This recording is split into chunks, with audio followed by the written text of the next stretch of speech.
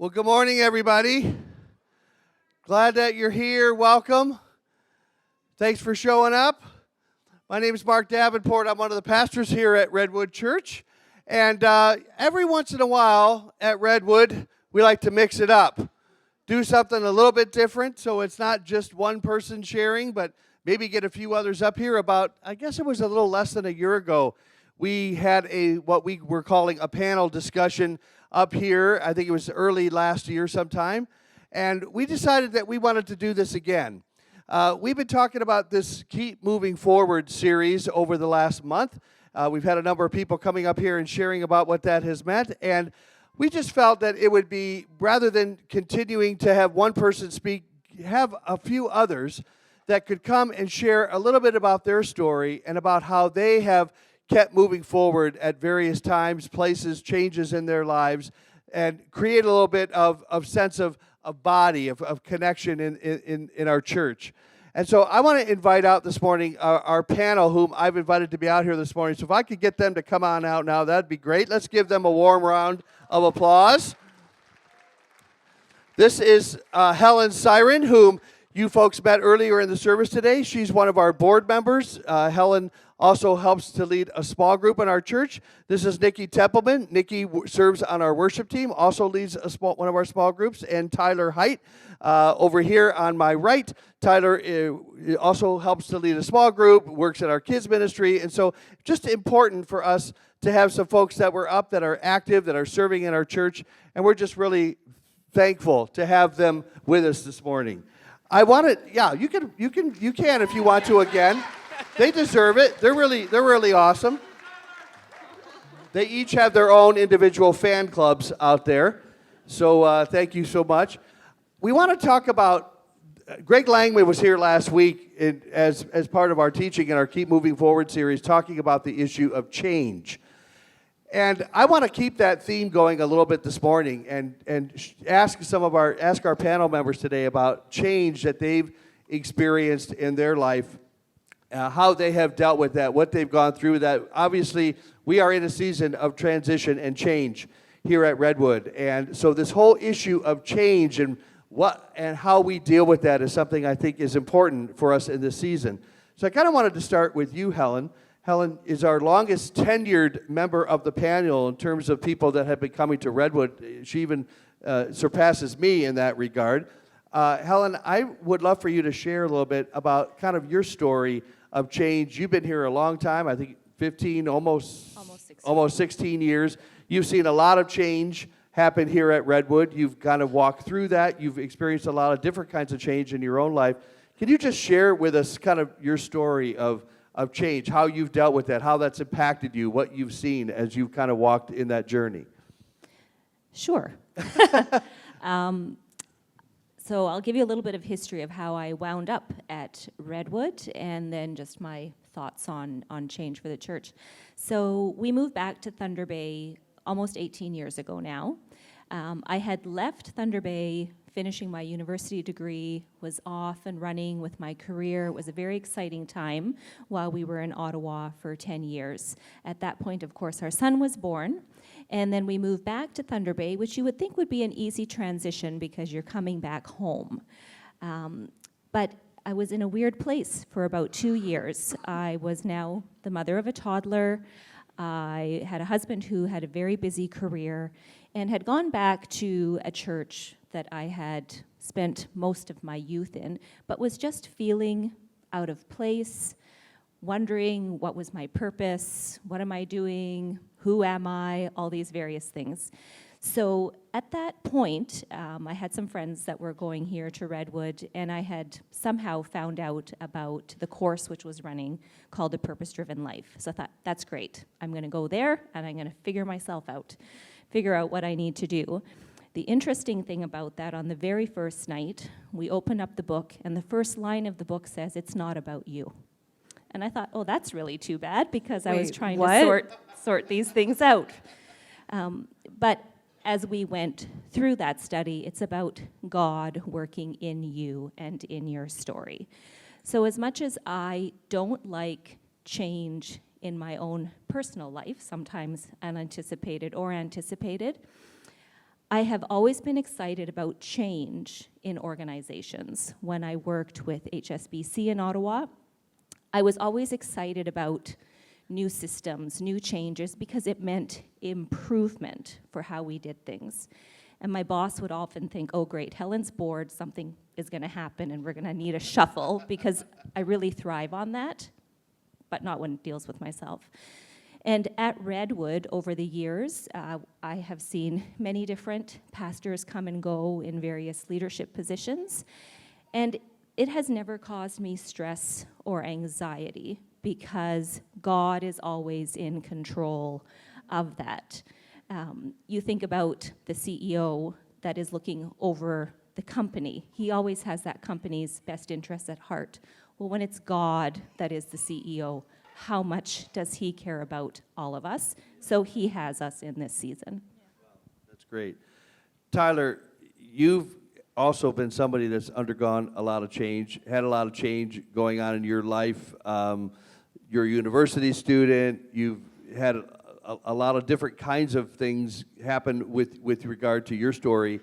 Share with us, how has change impacted you? Where has that taken you? How have you handled change in somebody who, what is your reaction to change in your life? Yeah, I don't like change at all. And I think a lot of that has to do with just uncertainty. So whether it be, having to choose what program to go into university and all these things, I just, not knowing what the future holds gets me really anxious. And so change has never been something I've really enjoyed. And so it's just trying to come to terms with the fact that, trying to remind myself that, change has happened in the past and God was with me then when that change happened. And so whatever change is going to come forward in the future, well, if God was there before and then, was faithful and there through it, then he's going to be faithful through the next change that I have to go through as well. And so regardless of whether that's change that I've decided for myself or a change that kind of just happens, it's just trying to look to God to be the constant that I know in my life who isn't going to change, and just try and find some peace in that. Thank you. Nikki, I know your story a bit over the course of your life. You've had some significant change. I know, and I want you to tell some of that story of you. I know you're from here, but you ended up in another place. You were on a church staff. A lot of back and forth, and then share with the church kind of how you dealt with that and how you kind of landed in some of those places where you were kind of having all this change happen to you. Yes, absolutely. What I want to know first, Mark, is why Helen and I didn't get swivel chairs. Well, I think I'd like you to go to your jealous. story now. I know. But thank you. I'll think about that. Perfect. Very important. No, just kidding. So I'm from Thunder Bay, born and raised, and then I went to London, Ontario to attend Western, and I graduated and then stayed an extra decade just living and working. So 13 years total living in London from age 18 to 31, which is very formative years of just learning who I am, what my gifts are, maturing, learning my independence, from my parents and my family, and loving life. I had an amazing life in London, and a great church that I was a part of, very invested in with worship team and the young adult ministry and various other things, and I was super happy and loving life. And on the flip side, my whole family is still here in Thunder Bay, and I spent a lot of time back and forth of living my London life and coming and visiting my family. And from around 2008, my siblings started having a bunch of kids. So I have 8 nieces and 1 nephew. And over that course of time, really started to shift things inside of me of the draw back to Thunder Bay to be with my family and be an auntie and all of that great stuff. But I had so much peace in London that I knew I was supposed to stay in London, but it was so hard. And I just thought, I don't want to make an emotional decision just because I miss my family. Like, that's not a bad thing. I just really wanted to be where God wanted me to be and do what he wanted me to do, and that was in London. So I thought, if God wants me to move to Thunder Bay, he'll tell me, and he'll make it crystal clear without a doubt. And that actually happened in 2016. And I was visiting Thunder Bay at a friend's wedding. And it was a very nostalgic time because it was a friend from high school, and there's a lot of high school friends and some teachers that were there. And I was like, oh, like the good old days, And this thought kind of dropped into my head, kind of out of nowhere, and it just had like a weight to it, and I knew it was from God, and the words were, "It's time." And I didn't quite know what that meant, and I was having a great time at the wedding, so I was like, I'll just shelf that and think about that later. And then I had a conversation with one of my teachers from high school, and she was asking me, how's London? I'm like, it's awesome. She's like, oh, but your family's here. I'm like, yeah.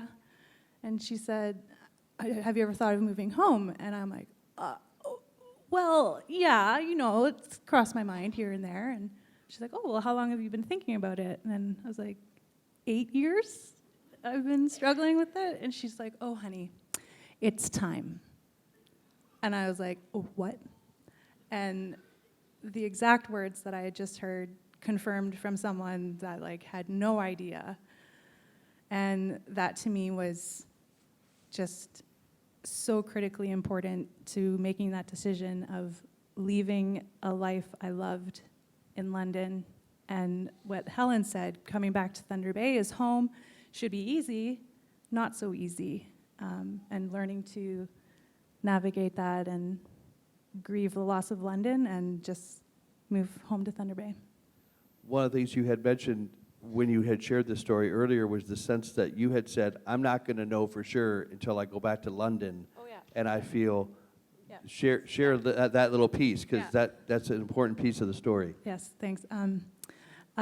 So I heard that word, and London, I've always felt peace in London. So I was like, okay, so I have this word, but I'm not going to really know until I go back to London and see if that London peace is still there. And I got to London, and there was no peace.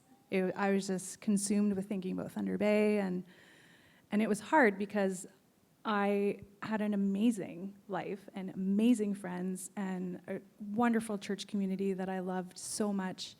And the thought of leaving that was excruciating, not knowing what God had for me in Thunder Bay, but I trusted him, and I knew that wherever he had me, I would have peace as long as I follow him.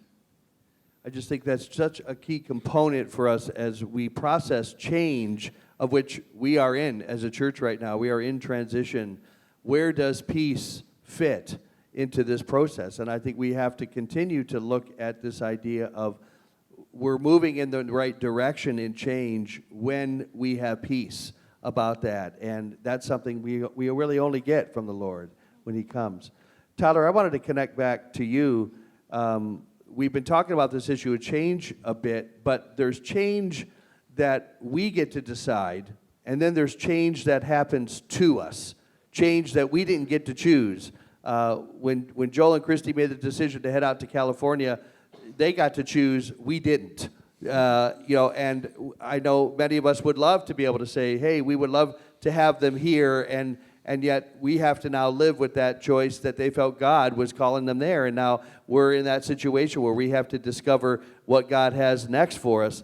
But this idea of what it means to have change happen to you, Tyler, you've got a story a bit about how something that happened in your life where change, significant change took place, happened to you. Share with us a little bit about that impact on your life. Yeah. So 2 years ago, a really good friend of mine had passed away, and it came out of left field, and there was betrayal involved, and it just shook me to my core. And it really affected just my perspective on life and a little bit of my perspective on faith. And just, you kind of have to take like just to take a sit and look at your life and be like, wow, because it just kind of just, you know, such a big mess. And I was angry and frustrated, but I was never angry with God. I knew that if there was one person, like I mentioned before, how he was there at the beginning and he's going to be there at the end. Like if there's one person that's going to be able to get me through this mess that I'm going through, it's going to be God. And you know, it was hard, but I knew that was the truth, and so I knew that that's what I kind of had to hold on to. And so, you know, I'm very fortunate to have a good support structure in my life with friends and family and people to push me to go, you know, to see a therapist and kind of just talk about, you know, how I'm feeling, kind of just my perspective of it all, what I'm going through. And, you know, that really helped. And in all those conversations that I had with friends and family, there was always a peace. So unlike Nikki, who didn't have peace when she was in London, I had peace in these conversations where, like, I knew that God was present, whether it was something that was for me or if it was something that was for the person I was talking to. I could feel sort of God's healing and his presence in those conversations, that he was there throughout the whole process of me kind of, you know, dealing with the hurt that was involved with that. Thank you for sharing that. That whole issue and element of peace becomes so critical, you know, in the stories. Both having it or not having it become things that help us deal with this process of change. One of the things that we talked about, I think it was the second week of Keep Moving Forward series, was this area of courage. What do we need to be courageous? How do we go face change and the need to keep moving forward? Where does courage fit into that picture for us? And so I wanted to connect back to you, Helen, on the issue of courage. You know, there's been a lot of places I know from conversations you and I have had about where courage was a significant factor for you in having to make some really big changes in your life. I'd love it if you could share a little bit about courage. How did that impact you? What did you do to grab hold of courage? And then tagging on to that would be, what kind of encouragement could you give to us as a church in this process of waiting and trying to figure out what God has next for us? So courage certainly has played a huge part in the different transitions that I have gone through. An example of that was when I stepped out and came to that purpose-driven life course. My personality tends to be more quiet and reserved. So that took huge courage on my part to come here, join a group where I didn't know anybody, and to begin to start sharing things that are going on with me. And that has happened through the years here at Redwood, which I'm very thankful for. Courage to be vulnerable is yes, what you're saying. Yeah, courage to be vulnerable. Let people know you don't have it all sorted out and figure it out. And that has happened through the years as well. We were involved in the purpose-driven community session that was done as well, and through that I met some very good friends. Mary Poulter and I, as a result of becoming friends there, then were involved in the direction of the food bank for a few years. As well, a few years ago, I walked through sort of a dark time with some friends that weren't Christians, but just was involved in helping them in the healing of their hearts, but was sort of dragged down by it a little bit, and found that I wasn't coming to church as often. And I would see Mark in the hallway every now and again. I don't know how much he was keeping tabs on me, but every now and again he'd say, I think we need to set up a prayer chain for you, Helen. I would actually say, Helen Siren, oh my gosh, welcome to Redwood. Like sarcastic comments like that were super helpful. Very helpful. But I knew how important it was for me to maintain my friendships with my Christian community. So at that point, I reached out to Marguerite Tiller and said, are you still running this small group? I need to surround myself with Christian friends. As I walk through this with these people, I need that support. So that's where courage has played a part, you know, in my life. I've had to just be vulnerable, step out, to encourage you in this time of transition. When I was thinking on it, I came across 4 P's. So the first is and now I'm losing the word, persistence, perseverance, that's the word. So persevere. If you're involved in small groups, if you're involved somehow in the life of Redwood, stay committed, stay the course. We so appreciate all the work that everybody does here. The staff are committed, they're persevering through this time of change.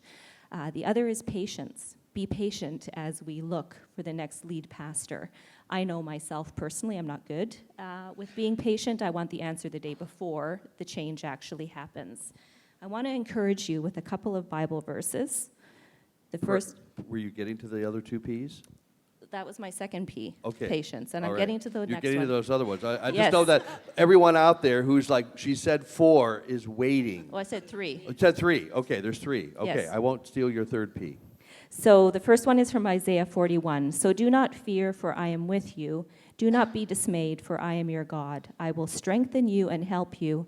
I will uphold you with my righteous right hand. And the next is from Proverbs 16:3, and it's commit to the Lord whatever you do, and he will establish your plans. So again, we need to just be patient. We need to persevere, step out, help out. And the final thing is prayer. What we would appreciate as leadership from staff and from the board is just continued prayer for us as we search for the new lead pastor, pray for the staff as they tackle things, and just pray for each other in your small groups and in whatever groups that you're involved in. Thank you so much for that. Nikki, I wanted to swivel back to you on the issue of courage. I see what you did there. Yes.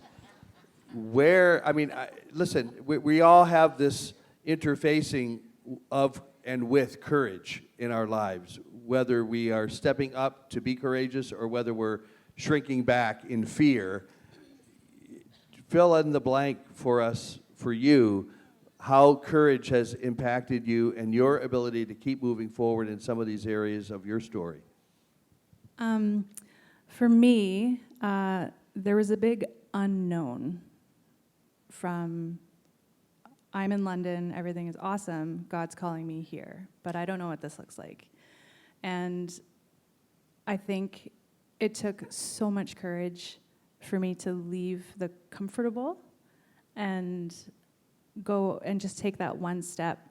And the last 4 years in Thunder Bay, like the first year was difficult. I had my ups and downs, and I was living with my parents, which was awesome, thanks, Mom and Dad. And if you told me 4 years ago that I would now be a homeowner, a business owner, I'd be leading small groups, part of this incredible community here at Redwood, I wouldn't even know how that would be possible.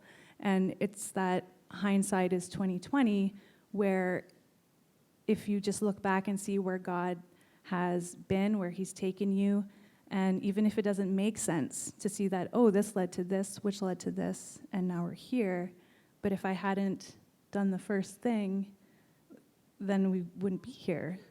And God is in control, and we don't know what's next, but he does. And it's just trusting him.